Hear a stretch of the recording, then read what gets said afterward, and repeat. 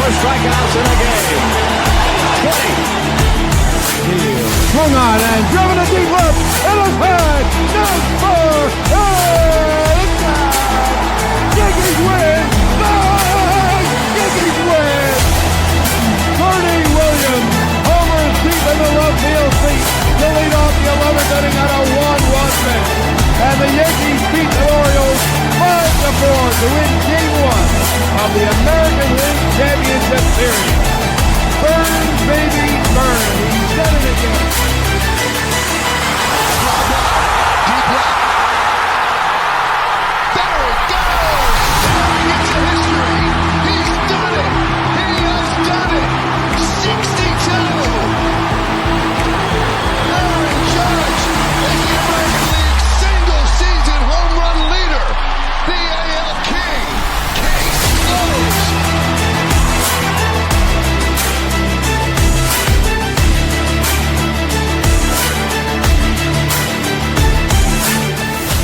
What is going on, baseball fans? Jeremy Ladderquente here, back at it once again for the Baseball Banter Broadcast and bringing you our state of the franchise. From championship glory to rebuilding years, every team has a story. And today, the team we are discussing is that of the Philadelphia Phillies. But before we get into it, make sure if you haven't already, you check out our link tree as it has all the pertinent details to our merch spot, our sponsor links, as well as our social platforms and audio platforms, so you can keep up with us as we continue to bring content. And on this particular episode of the Baseball Banter Broadcast, we are honored to bring on our guest at this time to discuss the Philadelphia Phillies and the state of their franchise, Ben Silver. What's going on, Ben? Yo, Jeremy, how's it going? Absolutely great. When it comes to talking baseball, it's what I love to do. So anytime I can do that, it's a good time. No, I'm right with there. I'm right with you there, brother. Absolutely, my man. So this is a fun one for me. As you know, I've mentioned throughout the course of this show, I live in Phillies territory, so kind of well versed on them. Kind of have to be with the rest of the family being Phillies fans, but being able to have somebody that is in the trenches with the Phils is definitely a fun time. So as we kind of begin, we always like to get a little bit of a retrospective and kind of get a gut reaction to how the previous season went. So give me your gut feeling and reaction towards the 2024 campaign for Philadelphia. So, I mean, I think I'm a lot more pleased than most people are. Like, you know, Jeremy, as you know, living in South Jersey, like most Philadelphians are like really, really negative when it comes to maybe life in general, but especially Philly sports. People are damn pissed right now. Yep. I'm like not quite there. I'm more of a regular season guy. You know, obviously the goal is the World Series, but I'm very encouraged by the fact that they won 95 games last year. I mean, it's their best regular season since 2011, which also coincidentally they got knocked out of the playoffs in the division series. That said, like the Phillies have a good lineup. They got a good pitching staff. They, you know, lost 3 out of 4 random games to a scrub Mets team in October. And, you know, that's what we're going to base our season on. You know, they took, I think, 6 of 7 or 5 of 6 from the Dodgers over the summer. Like, they were playing at like 110 win pace. Yeah, they closed that September a little slow. But you look up to down, you know, what the guys on the roster are. And you have to think that, you know, this is a team that's coming back and looking for another 95 win season. For sure. No, I definitely agree. And as you said, you know, Philly sports is kind of the life breath in this area. So as the Phillies and the Eagles go, that's kind of how the city goes for sure.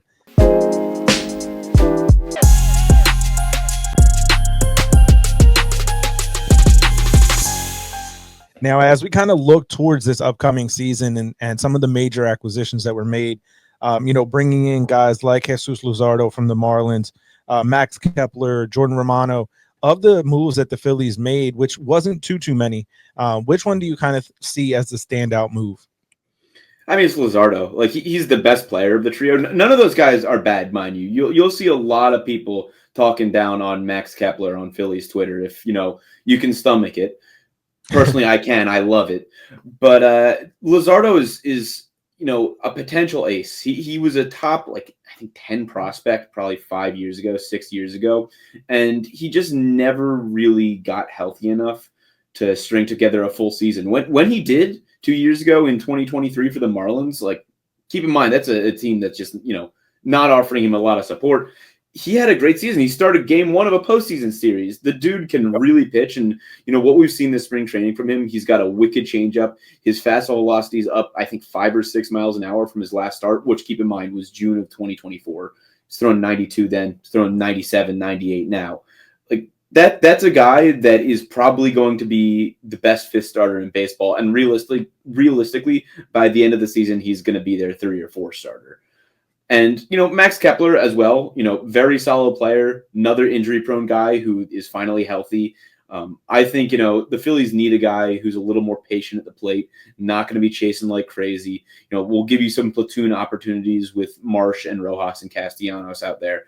I like all of their additions from him and Romano. Again, another injury guy who's finally healthy. And it looks like the Phillies are, with, the luxury cap space that they got, they're trying to buy low on a bunch of guys coming back from injuries and looking for them to have bounce back seasons. And there's no reason for me to believe that any of these guys who've had, great history in the past won't have another good season in 2025.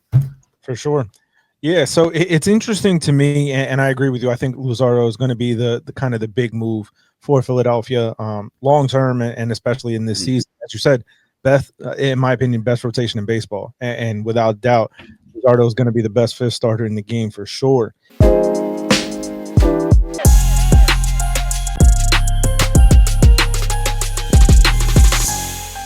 And it just kind of, begs the question when it comes to this organization, and we've seen it before. You mentioned 2011, holding on to certain guys too long.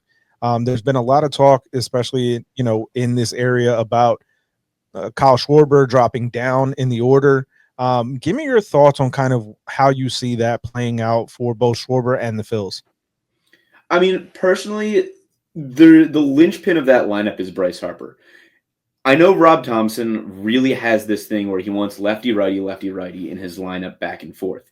And if Harper isn't willing to bat second, then you kind of need to bat Schwarber up top because it has this weird hole. You don't want to bat Alec Boehm second. You don't want to bat Nick Castellanos second. You're probably not going to bat Schwarber and then Harper.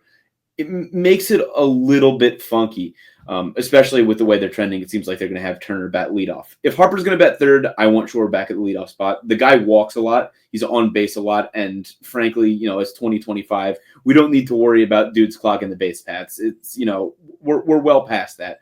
But, and we've seen it in a few spring training games, if Harper is willing to move up to the 2 spot in the order, then you can have someone like Trey Turner batting first, maybe a Nick Castellanos or an Alec Boehm batting third and Schwarber batting fourth.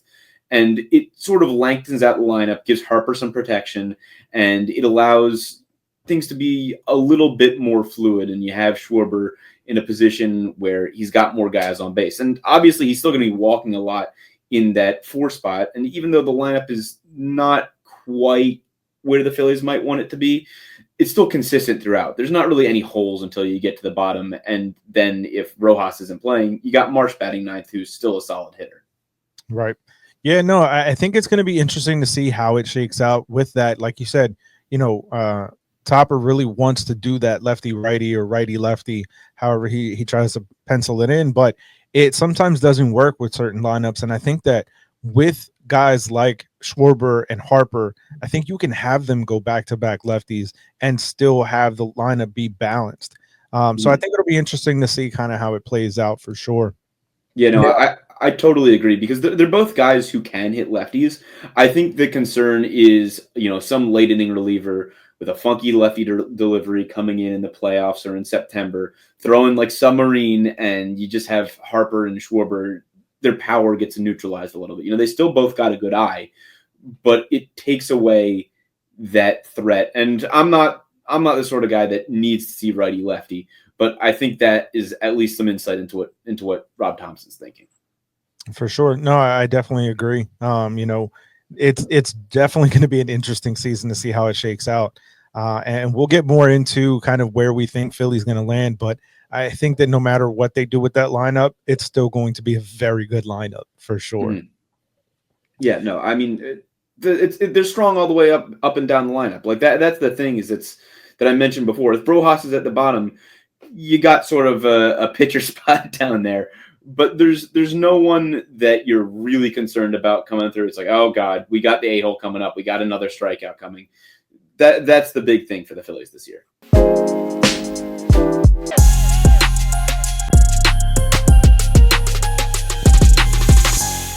Now, so far, when you look at MLB.com's injury report, there are no big names right now. Is there a player that you're concerned about potentially with an injury risk going forward?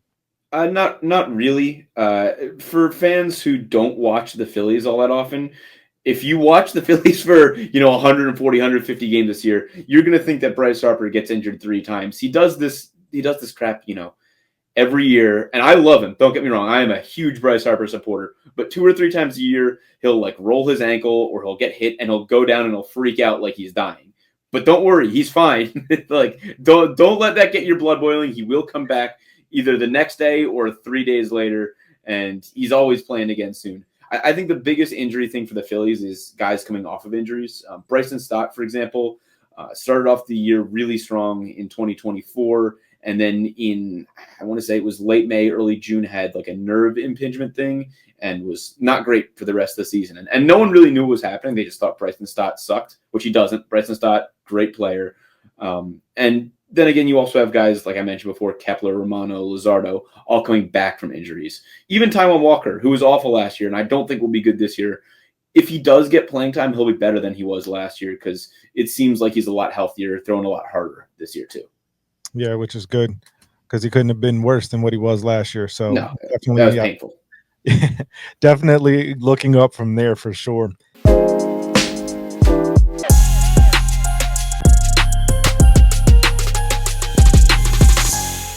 Now, as we go through this series, it's kind of one of my favorite sections. It's the X Factor. And for you, who do you think is the X Factor for Philadelphia this year? Well, for me, it's between 2 guys, and that's the both guys on the left side of the infield. It's Bowman Turner, the Phillies' probably 2 most important right-handed hitters with some real big chase issues. Turner, I think, at the very least, is going to put up, like 780 OPS, 3 wins above replacement, and this is, worst case scenario. But the Phillies paid $300 million for this guy. They're going to have him until he's like 40.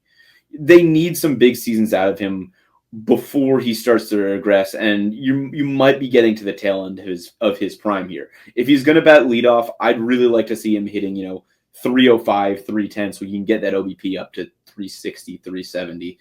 His defense has also been a little suspect the past couple of years. He makes a lot of errors, but at the very least, he's a better fielder than the eye test would have you believe, and he's still not that good at shortstop. So the Phillies are really going to want a lot from Turner, and Bohm has had some, I don't know, what would you call it, pouting issues in the past. He's not been a great clubhouse presence when he's slumping. So if you can get Bohm hot late in the season and going into the playoffs, you can get his energy up. That's really important too. And Bohm also has a low floor in that, for all we know, he could run a 710 OPS this year with a 230 batting average. I don't think that'll happen, but it's possible. The guy could also have a 900 OPS like he had for the first 4 or 5 months last year. It's a real toss-up with him, and the Phillies really need, a big, power RBI bat in the middle of that lineup. And because Bohm's still here, because they didn't sign anyone this offseason, he's going to have to be that guy. Yeah, for sure. In my preparation for this, Bohm was the guy that I pegged as the X Factor. I think that when you look at that lineup, you kind of know what you're getting out of Turner, out of Schwarber, out of Harper, out of Castellanos.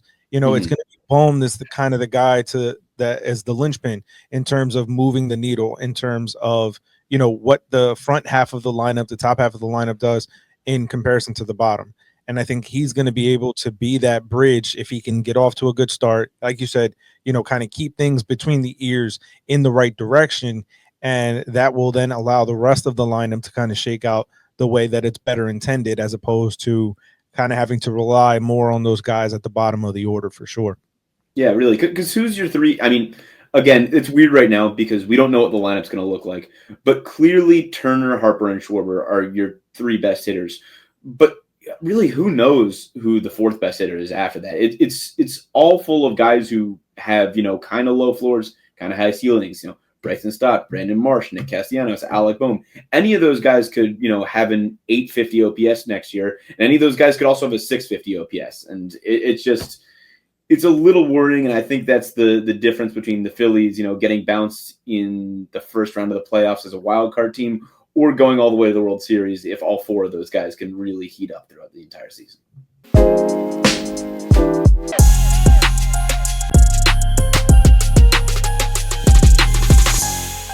And kind of just looking at another guy in that lineup, and I just want to get your thoughts on it. JT Realmuto's in the final year of his contract. Do you believe that is somebody that Philly's going to look to extend, and would you want him back? I kind of hope they don't extend him. He's been good for the Phillies for a pretty long time now. As he's gotten older, his defense has really declined, and I don't think people around the league have quite realized that yet. The guy used to be one of the best framers, blockers, caught stealing guys in the league, but he's regressed in pretty much every category except for caught stealing, and his hitting has gone with it. Now, if the Phillies want to bring him back on like a 2-year, $30 million deal, I'm not going to complain, but there's like talk of him, getting another 3 or 4 year extension. He's 33 years old. His body's breaking down. I really don't want to see him on a long-term deal. I also just mentioned, those 4 bats in the middle of the lineup: Stott, Marsh, Castellanos, and Boehm. And I specifically didn't include Realmuto because I think everyone knows exactly what you're going to get from him, and that's a 745 OPS with 20 homers if he plays the full season, which is great. Don't get me wrong, out of a catcher. I'd be totally fine with that. He's still, one of the top 10 catchers in baseball, but he's very predictable. And I think you're very clearly seeing that predictability go down and down and down a little bit every year. And 3 years down the line in 2027, 2028, he's not a guy who I want in my lineup just with his health concerns and his age issues. For sure. Yeah. It's definitely going to be interesting to see what they do. In terms of the catcher market, we know how volatile that can be with the wear and tear of that position. So it's definitely going to be interesting to see what kind of moves they make, kind of either preparing for that or in dealing with Realmuto for sure. Yeah. I will say, though, the Phillies do have a guy coming up through the system who I think is pretty acknowledged to be the heir apparent at catcher. The problem is he's 18. He did hit like 12 home runs as a 17-year-old in rookie ball or A ball or something like that. He's clearly got a lot of pop, is a marquee hitter for the catcher position, but he's years away. He's 3-4 years away. And I think that's the thing that's giving the Phillies some pause with that 4-year extension is how long can we have Realmuto be effective before Eduardo Taiit comes through the system.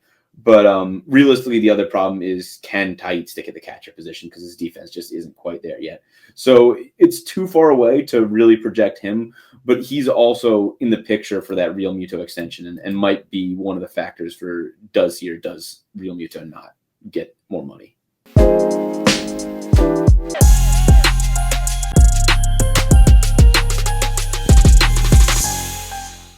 So, yeah, I mean, that kind of perfectly segues then into, looking at the top prospect.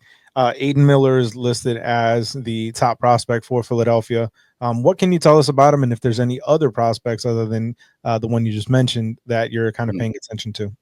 Well, realistically, I think the consensus top prospect should be Andrew Painter. He is, I think, the number one starting pitching prospect in baseball, if you don't count Roki Sasaki, and maybe even then. The big question for him is his innings, because he hasn't pitched since 2022. He had Tommy John surgery mid-2023 after trying to work through it, and pitched in the fall league last year, looked right back to it. Dude throws like 100 miles an hour with 3+ pitches. He's got a slider, a curve, and a changeup, if I'm not mistaken. And the Phillies are expecting him to come up and add to what's already probably the best rotation in baseball. Mid-June, maybe mid-July, All-Star break sometime. And he's legit. He is the future of the rotation. And I think I've heard some evaluators even say that, he's better than Skeens was at this point last year. Can he stay healthy? Who the hell knows? They've got him on a weird track right now where they're going to give him his spring training in May so he can then build up to throw 100 innings and maybe pitch into the postseason later in the year. But he's also, another X factor for the Phillies. Aiden Miller probably not coming up anytime this year. You're more likely to see him next year, or if everything goes perfect and he plays amazing ball in AAA and AA, and there's an injury late in the season, maybe you see him replace one of the guys on the infield. But no, he's got some raw pop. You've seen it a lot at spring training where his plate discipline has been really, really strong, but he's still a little bit behind pitches. He's been fouling a lot of stuff off, hitting a lot of balls to the opposite field. So we'll see how that advances later into the year and just sort of as he grows into his body more. He's also been playing shortstop a lot. He was a shortstop out of high school. Pretty much every evaluator picked him to be a third baseman just because of his size, but he's stuck there so far. And I think the Phillies see him as, the shortstop after Turner once Turner moves either to second, third, or center field in, the next 3-4 years. And then finally, the third big trio, the third in the Phillies' big trio of prospects is Justin Crawford, son of Carl Crawford. If any of you listeners remember him, I'm a little bit less bullish on him. I'm just not a huge fan of his swing profile. He drives a lot of balls into the ground, and you'll see some evaluators put him as like a top 50 prospect, but I've also seen him get left off of top 100 lists entirely. It's a question of, can he launch the ball? Can he lift the ball? Because he's always going to beat stuff out because of his speed. And his defense doesn't look to be amazing in center field, but it looks like it'll play pretty solidly at the major league level. He's also a little further away. I think you're going to see him more closely as a late 2026, early 2027 guy. Yeah, definitely a lot of names to pay attention to. I think it's going to be interesting to see, as you mentioned with Miller, in the next coming couple of years, what they end up doing with Turner. And do they move him off the position, or do they move Miller and have him replace Bohm as somebody that could get moved?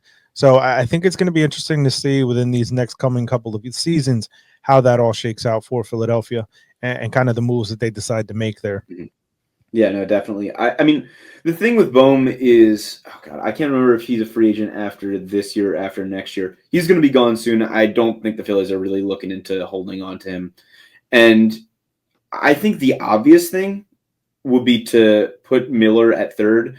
Frankly, I think I'd like to see the Phillies then sign a third baseman, move Turner into center, where he's played before. People forget he came up as a center fielder, and have Aiden Miller play shortstop. I'd like to at least give him the chance to prove that he's not a major league shortstop before moving him off the position entirely. It's where he's played his whole career. He's been doing solid work there in the minors, and Turner is, at least to me, pretty clearly not going to be playing shortstop, not good enough to be playing shortstop in 2-3 years anyways. So I think the Phillies should get creative with it, or at least try to get creative with it.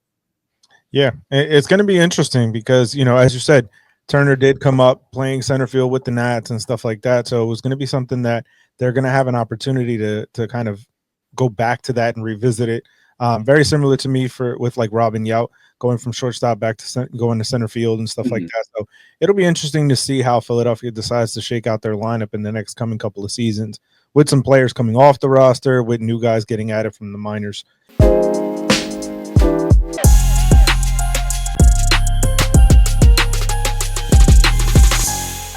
And it's going to be interesting. I really like what this team has done over these last couple of seasons, kind of that impromptu run in 22 and really could have done more with the team at that point and then went out and did more.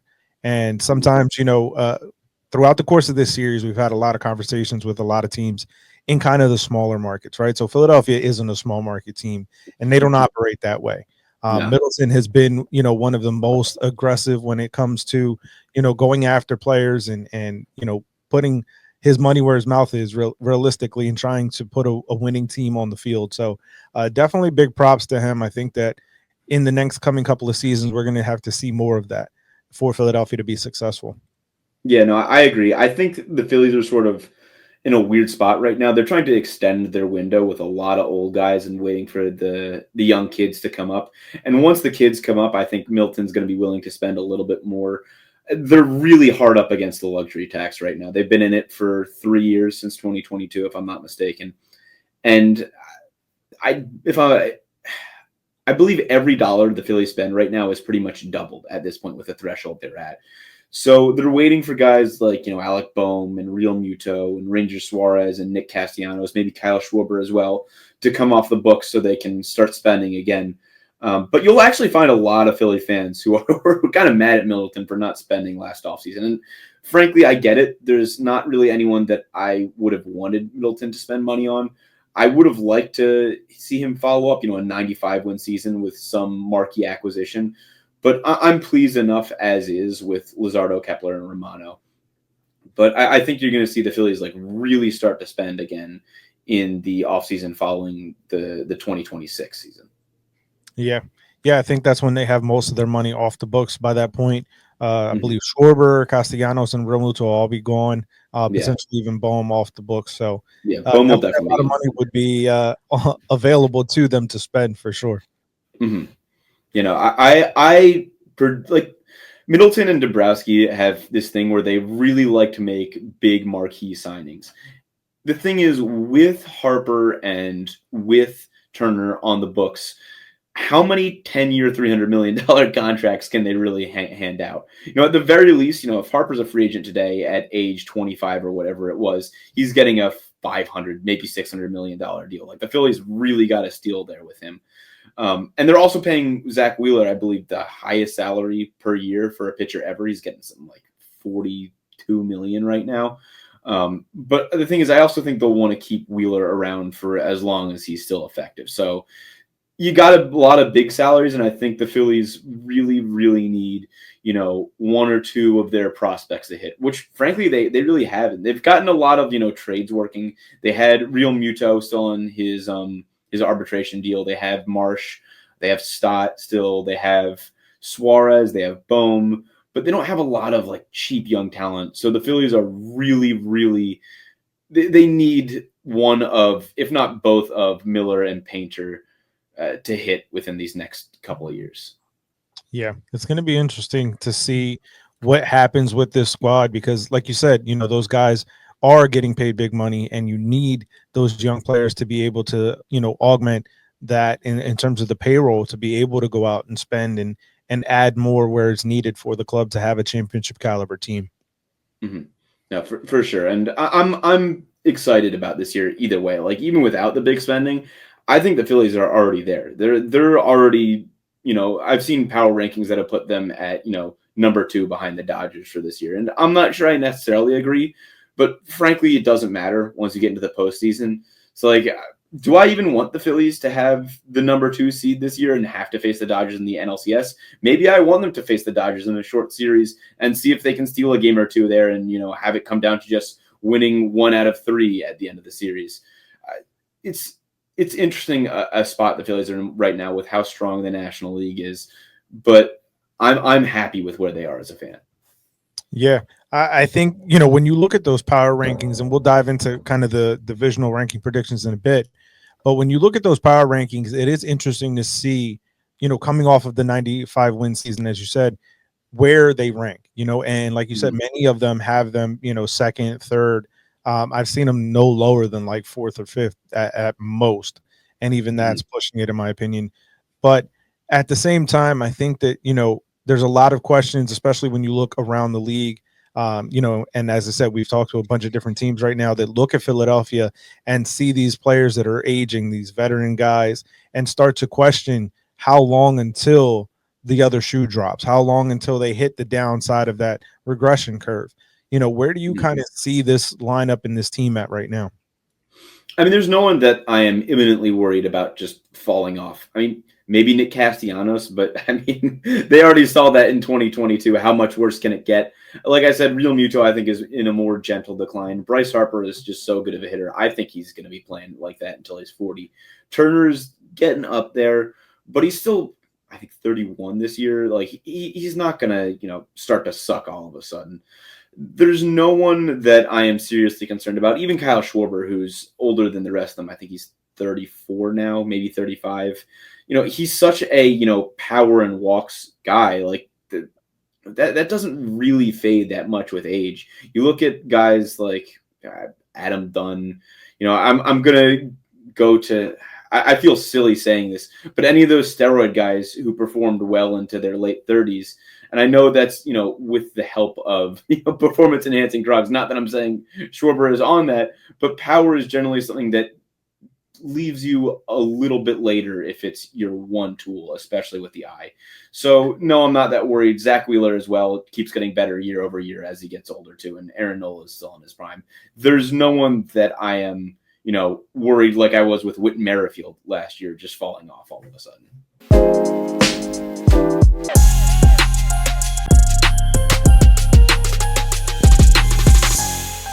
Now, as we kind of look and jump into the next section, what do you have listed in your mind as a bold prediction for the Philadelphia Phillies? I mean, is anything bold right now other than predicting them to lose? Like, I can go out there and say I think they'll win like 102 games and win the World Series, but I don't think that's that out of the realm of possibility. Yeah. I think maybe a bold prediction is saying Christopher Sanchez, not for the team, but Christopher Sanchez individually wins the Cy Young Award. I mean, that dude is just electric, and it's amazing too. He does it with 3 pitches.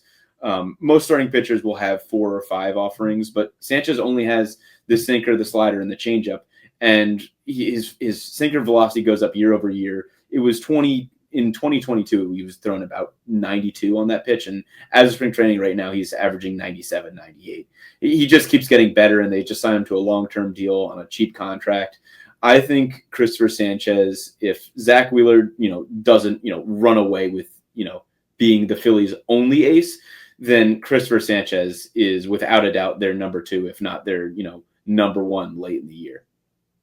Yeah. I'm kind of looking at this team, as you said, I think it's not that bold of a thing to say that they'll make it to the World Series. So I'm going to kind of throw another one out there, and I've kind of felt this way ever since Philadelphia signed Bryce Harper, but I think Harper puts up a 50 home run season. So that's going to be my bold take. I think that his swing is perfectly tailored for Citizens Bank Park, and I think that if he can kind of maintain his usual hot start throughout much of the year and kind of avoids those, little nagging injuries, those, hit by pitches and stuff like that. If he can stay healthy for the full year, I think that a 50 home run campaign isn't completely out of the realm of possibility for Hart. Yeah, I'll be honest. I don't quite see it there. Like Harper, I could see putting up like a 1.1 OPS and 42 home runs like he did in 2015. But he just doesn't really have a home run swing. The reason, frankly, in my opinion, that he hits home runs is because he's just such a good hitter. But he really doesn't try to launch the ball away the way like a guy like Schwarber does. He tries to hit the ball on a line, and you know what? I respect the hell out of that a lot more than I enjoy watching a home run hitter. But I wouldn't call it crazy to see Harper put up like a 10 WAR season this year, especially with his defense at first base being as good as he is. I know that's going to drag down his value a little bit, but like that dude should win the next 3 Gold Gloves. Yeah. The way that he's taken to first base has been such like a revelation. Somebody that originally came up as a catcher, got moved to the outfield by the Nats, transitioned and did that perfectly well.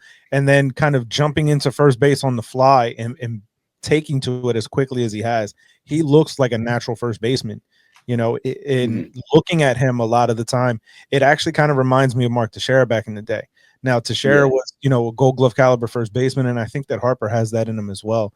And just kind of the smoothness around the bag, it's fun to watch. And Harper's always been one of my favorite players. So, seeing Philadelphia pick him up to be able to kind of see him more regularly was a kind of a treat, instead of having to see him in a Yankee uniform, although that is the biggest knock to me on Brian Cashman is that they didn't offer him a contract, didn't talk to him at all. That was one of the I've always been a Brian Cashman supporter, but that one kind of took me off the bandwagon for quite some time. Yeah, no, I mean Phil's got a real damn steal on Harper's contract, like $330 for 13 years. That it's such a low AAV.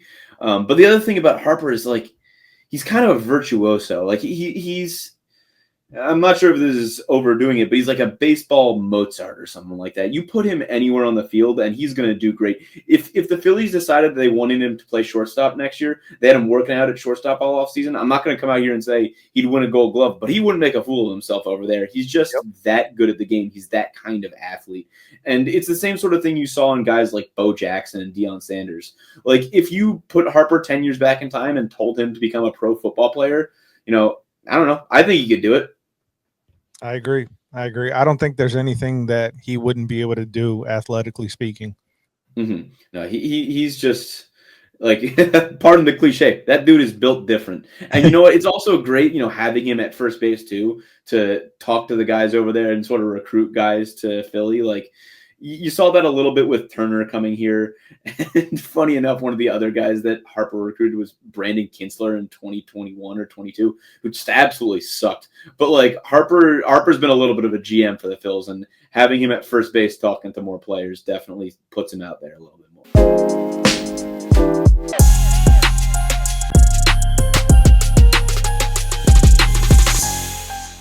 Now, in kind of looking at the team, what do you think is the biggest question facing the Philadelphia Phillies this year?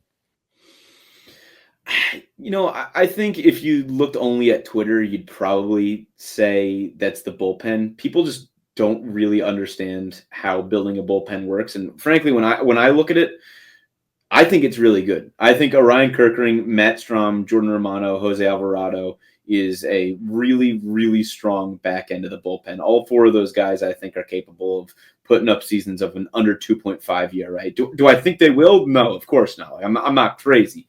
But is it possible? Yeah, all four of those guys are good relievers. You also got, a Jose Ruiz or a Joe Ross back in there. I think Taijuan Walker, based on what I've seen early in spring training, might even not be terrible out of the bullpen in a long man role.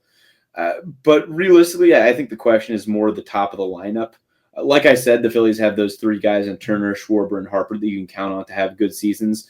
But those four guys in the middle of Stott, Marsh, Castellanos, and Bohm, that makes or breaks the Phillies this year, and it's can those guys get going or not.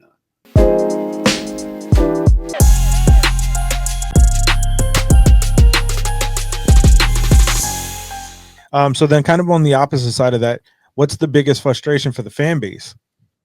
I think it's stupid, and I'm not going to agree with this, but people have been really criticizing Kevin Long and Rob Thompson, not so much Caleb Cotham, but the coaching staff as a whole for the Phillies. And I think, you go online, you're going to see a lot of outrage when the Phillies lose a game or two this year about how Topper handled the bullpen, or, how Kevin Long isn't getting his guys to not chase enough. For me, I don't know. I don't really care that much. It's a long season. You're going to see weird stuff happen. People are going to find things to criticize, but I think the team is very well balanced. The starting rotation is clearly the best part of the team, but there's not anything that I'm overly concerned about being, a source of frustration for the team, a real source of frustration. Yeah, no, I think I had Kevin Long as the Yankee hitting coach for quite a number of years during that 09 World Series year, and Alex Rodriguez was my favorite player growing up, and watching what he did with Alex in the cage and hearing about the work that he does, Mm-hmm. Kevin Long is one of those guys that is he's a cage rat, Yeah, and that the title of his book, Cage Rat, and I think that those hitters in that lineup love having him there because of that. This is a guy that is constantly trying to help his players get the best out of their talent. He was one of the guys that changed Robinson Cano and really made him the hitter that he became. So I can see why people would be frustrated with Topper and with K Long, but I think that Philadelphia has some good coaches in that roster right now in that lineup. Yeah, I totally agree. They brought him to 95 wins last year. They brought him to 90 wins before that and 87 before that. Like, they ain't the problem. It's you got a bunch of old dogs that's hard to teach new tricks. When the playoffs come around, the chase rate sucks. It does, but I don't think it's Kevin Long's fault necessarily that the Phillies were chasing in the postseason last year, which is still on a lot of guys' minds coming into 2025.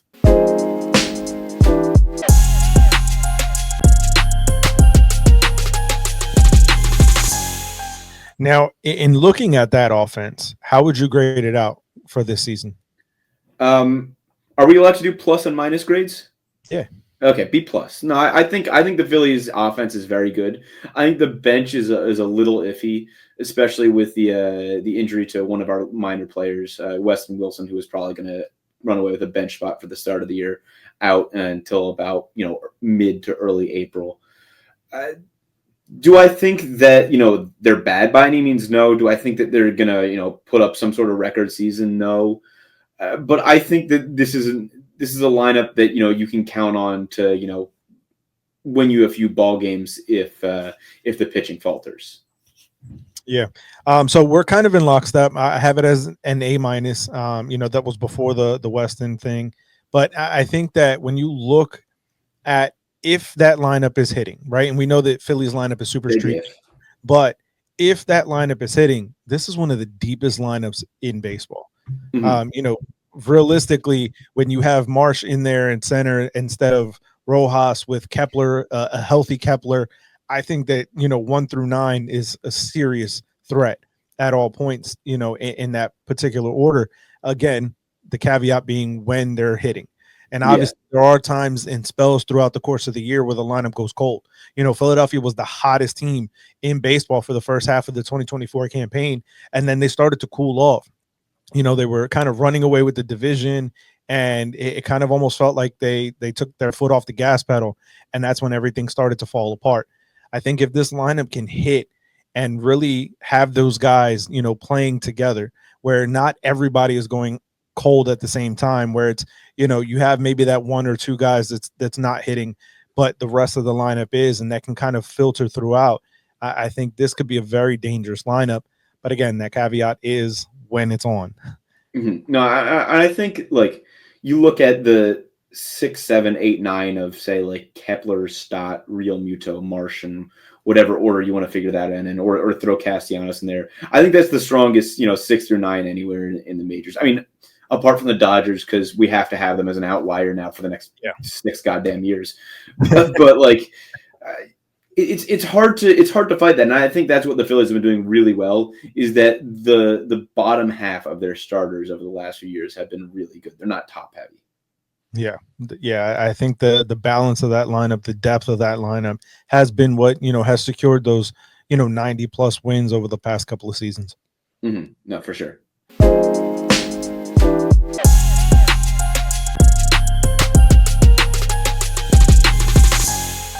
Now, when you look at the opposite side, how would you grade out the pitching? Well, if I'm just doing starting rotation, it's A plus. If you got to factor in the bullpen there, it's probably just a regular old A. I like the bullpen. Don't get me wrong, but the starting rotation is generational. I don't think it's likely, but it's possible that this one surpasses what the Phillies had in 2011 with Halladay, Lee, Hamels, Oswalt, and Vance Worley. By the way, people sleep on Vance Worley. Dude had a 3.01 ERA over 25 starts that year. He was a real damn good pitcher. You can throw him. He had a better season than Oswalt that year. But God, I don't even know. The order is hard enough. But Wheeler, Sanchez, Nola, Suarez, Luzardo, and then Painter. Maybe the best 6 starter in baseball. It's hard to beat that. Even the Dodgers aren't topping that.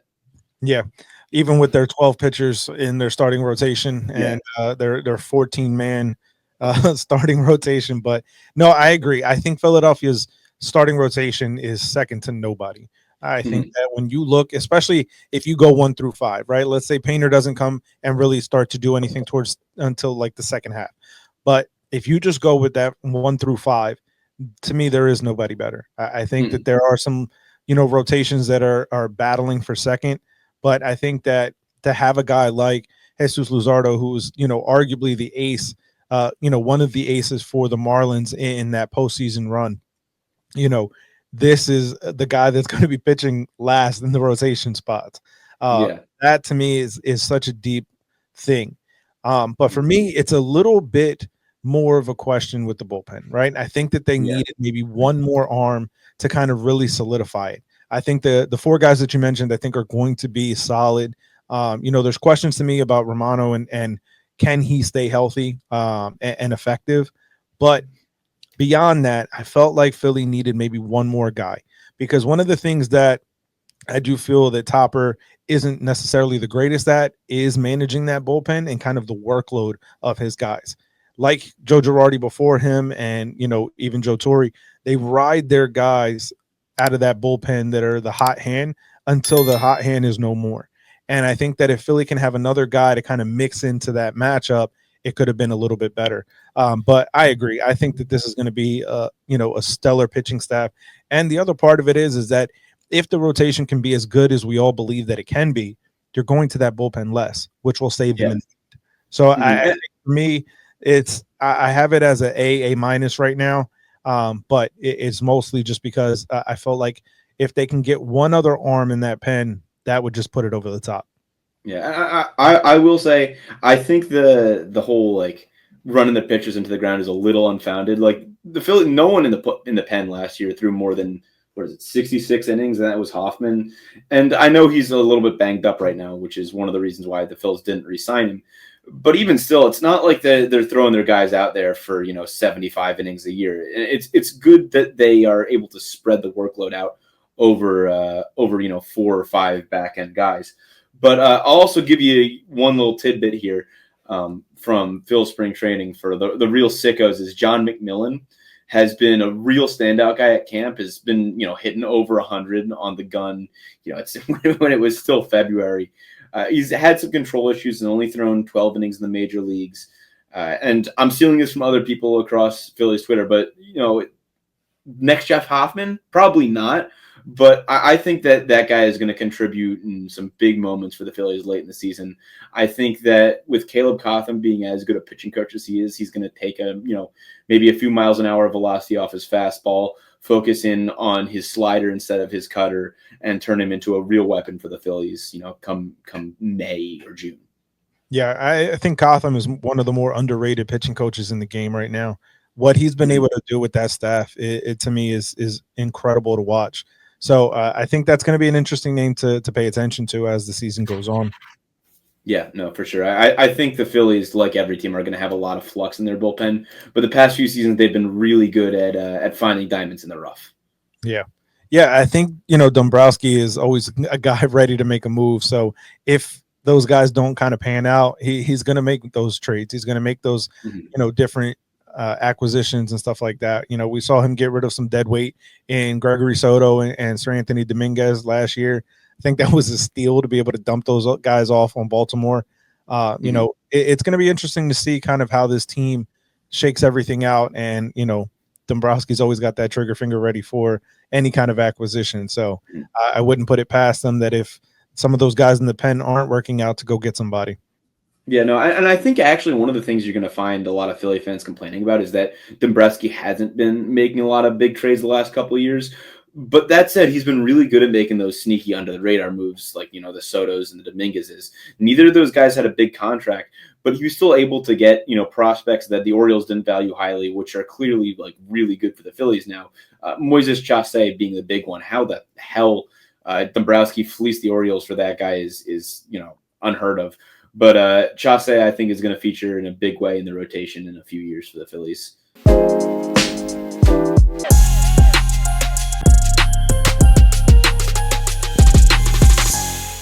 Now, as we kind of look towards the back end of the season and the divisional rankings, I think the Phillies are being disrespected right now. But Pacoda has the Phillies in third in the NL East with 88 wins, and Fangraphs has them in second with 87.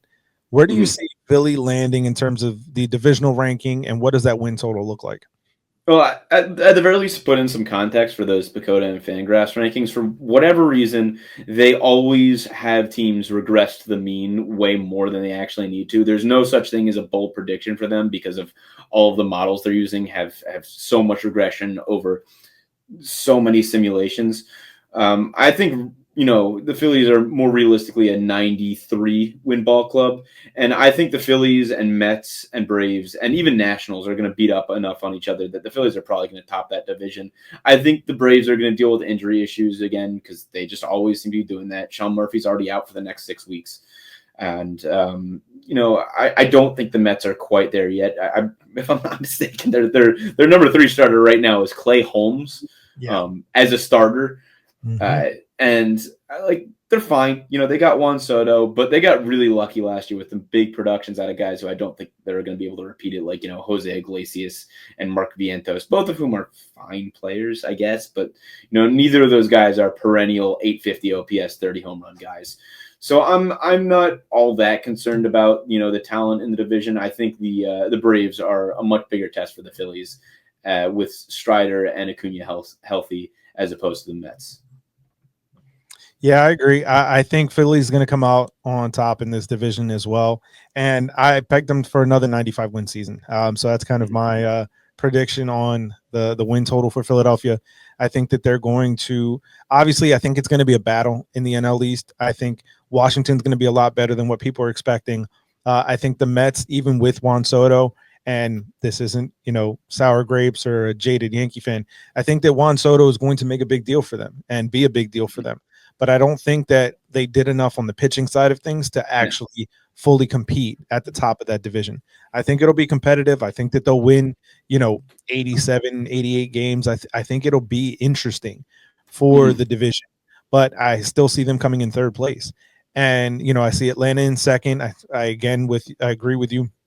I think injuries are going to be a big concern for them.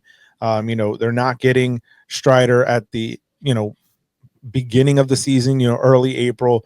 We're not sure exactly when Acuna is coming back. As you mentioned, Sean Murphy is out 6 to 8 weeks, and they let Travis d'Arnaud walk.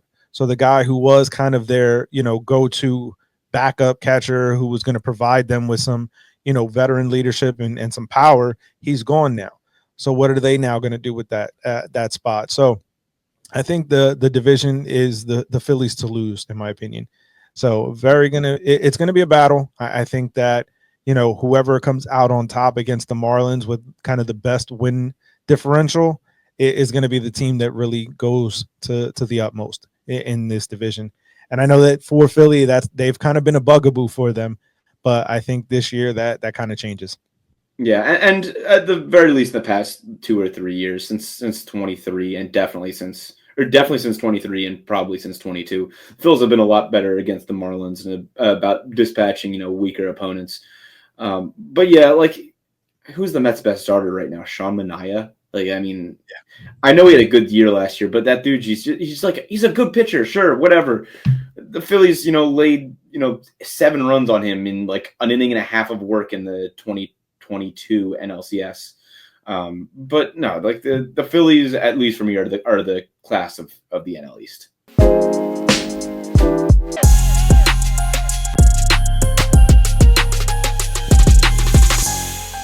And so as we kind of bring it to a close using the title of this series, where do you see the state of the franchise for the Philadelphia Phillies?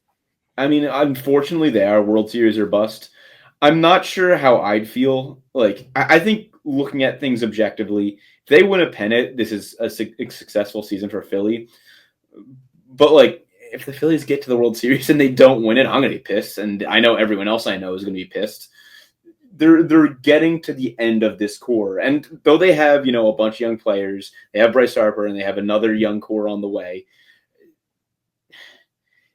You still want to win it with these guys while they're there. And it was a shame they couldn't do it with Hoskins, but the Phillies, and if they get knocked out by anyone other than the Dodgers this year, it's going to be a big time failure. Yeah, I think, again, as in my original bold prediction, I think Philly's going to get there. I think that, the Dodgers are going to be a strong team throughout the regular season. We know that. We know they're going to win the most games. But what we've seen from them, and, last year aside, the last several years, their playoff runs have not been faced with the toughest challenge. And I think the National League has gotten so much stronger these past couple of seasons. When you think about it, even as down as I believe the Mets are in terms of their starting rotation, they're still one of the strongest teams in baseball. And I think that, you saw the kind of battle that the Dodgers had with the Padres in the division series last year. And while, yes, the Padres have kind of taken a little bit of a step back with not spending this offseason and, kind of losing some assets, the Braves picked up some of those assets. Obviously the Mets picked up some assets. Philadelphia is still so strong that I think that they're going to be a serious threat to the Dodgers' reign of terror over the 2025 season, especially if they can match up in the postseason. Like you said, if they can get into a divisional battle, a shorter series with those starters, you don't really know what you're getting from the starters for the Dodgers. Yes, you have Tyler Glasnow, who's always hurt, Blake Snell, who can be a injury concern in and of himself. You don't really know what you're going to get from Sasaki. You're not really sure what a second season of Yamamoto is going to be. We're not sure what Shohei's going to be after the second arm procedure. I think that you have more of a sure thing, more consistency out of the Phillies rotation and out of their lineup than what people are going to kind of give them the utmost credit for in terms of battling against a team like the Dodgers in taking control of the NL. I think it's going to be a very fun season for Philadelphia. I think they're going to make it to the World Series. I very much believe that. Obviously as a Yankee fan, I'm going to be biased and say it's going to be a 2009 repeat, but without a doubt, Philly is going to be a strong club. Yeah, no, I'm really excited for the season, and I don't know, like I was worried in November, but some's telling me it's the Phil's year as we get down to this point of the spring to this point of spring training. Granted, I feel that every year, so don't believe a word I have to say. That said, I don't know. Phil's going all the way. Book it. That's it. You heard it here first from Ben. So Ben, let everybody know where they can kind of get more content from you and more of your thoughts on the Phillies. Yeah, for sure. You can follow me on Twitter at Ben H Silver. I will very occasionally write for The Good Fight, SB Nation. You can find it at thegoodfight.com. And then if you want some old school baseball highlights, check out my YouTube channel, Nothing If Not Inconsistent. I don't upload there as much as I used to, but all them old videos are still up, and might got a little something special in the works for later this summer. So keep an eye out for that and stay subscribed, and hopefully I'll see you a little later. Yep. Well, we want to thank you for joining me. It's been a fun conversation. Like I said, Philly is kind of the territory where I'm living. So a lot of Philly news is what I hear on my daily basis. So this was a fun conversation for me to be able to have with you. And I want to thank you for joining me. Yeah. Thanks for having me, Jeremy. Always a pleasure. Absolutely. And if you're joining us on the YouTube side of things, make sure you do the pertinent details of hitting that like and subscribe button, as well as the bell for post notifications, as it does truly help us continue to grow this baseball community here. And if you're checking us out, make sure you check out the description for our link tree below that has all the pertinence to our merch store, our sponsor links, social platforms, and of course the audio side. And if you're listening on the audio side, make sure you leave a 5-star rating and review, as it does truly help us continue to grow. One of those sponsors that we do want to highlight is Topps. We do have a affiliate partnership now with Topps Sports Cards Trading Company. So make sure you check out Topps and use our link tree, as it does help the channel. And also you can get every kind of card that you're looking for. So once again, I want to thank you, Ben, for joining me for a very fun conversation on the Philadelphia Phillies. Yeah. Thanks so much, Jeremy. Really appreciate it. And we'll catch you guys on the next video. Peace.